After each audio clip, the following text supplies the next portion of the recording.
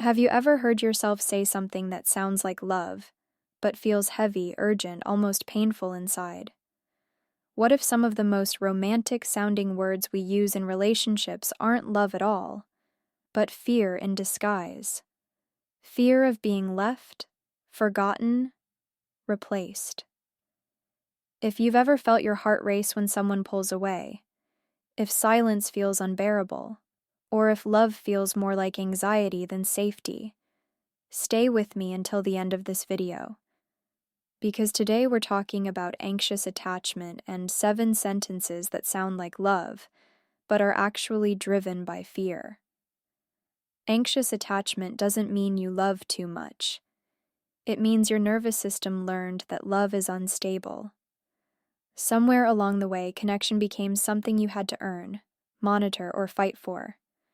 And when that happens, your words may sound romantic on the surface, but underneath them lives a deep need for reassurance. The first sentence is, "I can't live without you." It sounds intense, passionate, even poetic. But emotionally, it often means, "I don't feel safe on my own."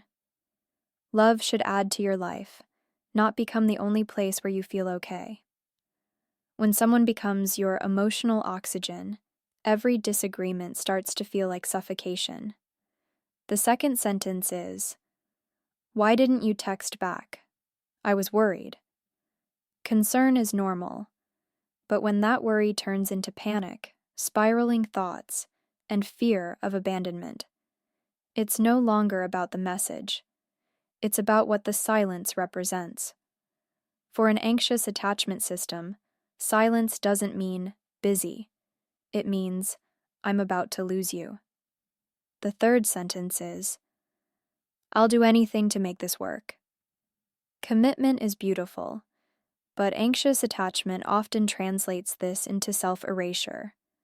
You start bending, shrinking, compromising your boundaries, not because it feels right, but because losing the relationship feels more dangerous than losing yourself. The fourth sentence is, "I just need you to reassure me all the time." Everyone needs reassurance sometimes.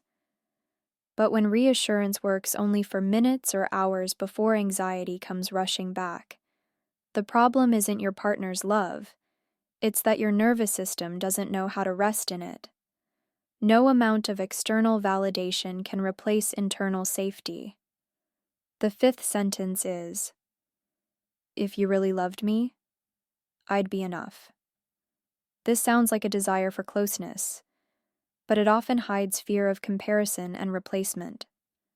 Anxious attachment equates love with exclusivity and constant attention, because attention feels like proof that you're still chosen. The sixth sentence is, "I can't stop thinking about you."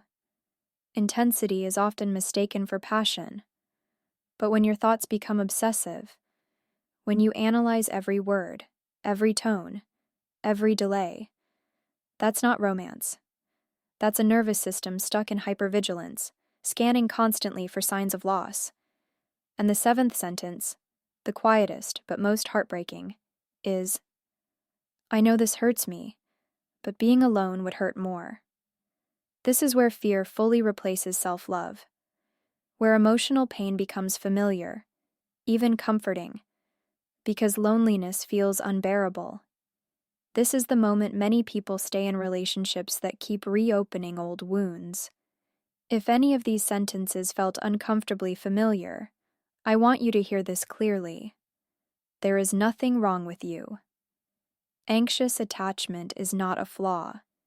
It's a survival strategy.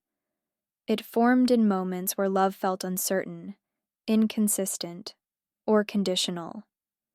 Your system learned to cling because at some point, clinging felt safer than letting go.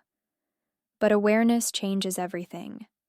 When you start recognizing fear disguised as love, you begin separating connection from anxiety. Real love feels steady, not urgent. It feels warm, not consuming. It allows space without threatening abandonment. Healing anxious attachment doesn't mean becoming cold or detached.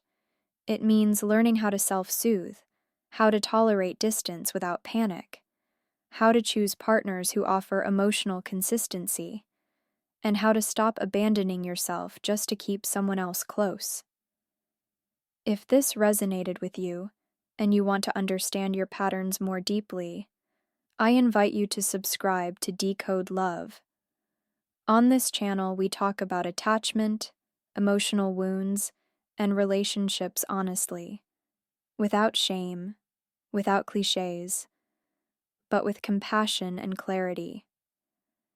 And if you stay with me, in the next episodes, we'll explore how to calm the anxious nervous system and build love that feels safe, not scary.